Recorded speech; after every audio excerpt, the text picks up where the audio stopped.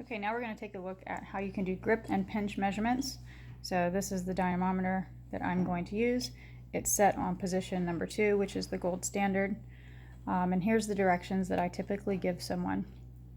A lot of times I'll have them start with their uninvolved side, just so they can kind of get a feel for what it's going to feel like when they do it before they do it with their involved side.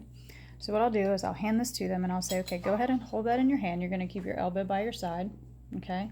And what you're going to do is you're going to squeeze that as hard as you can, but the metal bar doesn't move. It just measures the amount of pressure that you put into it.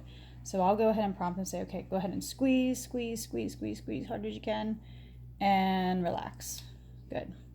And I typically measure in pounds, which for this one would be 49 pounds. If you do kilograms, that's fine. As long as you do it the same every time, it's fine. And then I'll switch and have them do it on their other side. Typically, I'll have them do it at least twice, sometimes 3 times if there's been a big change between sides or between individual measurements. I think your book might say take the average of the 3.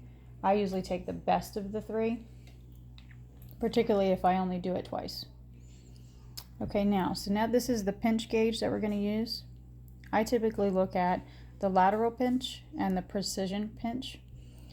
So the lateral is you're going to have them rest this on their index finger, and you'll say, go ahead and bring your thumb over, kind of make a fist, and you're going to squeeze as hard as you can. Good. I like to hold my hand under it so it doesn't drop, especially if I don't know how strong they are. And then again, you'll do the same thing on the other side. So that's lateral pinch, sometimes called key pinch. For precision pinch, they're going to turn their hand over, and what I will tell them to do is tuck their 3 fingers under so it just leaves their thumb and index finger free. And now have them open, and now say go ahead and pinch and squeeze as hard as you can, and then relax. A lot of times if you don't prompt them to tuck those 3 fingers under, that middle finger particularly will want to sneak over and help out. So we want to make sure we're getting an accurate measurement of that.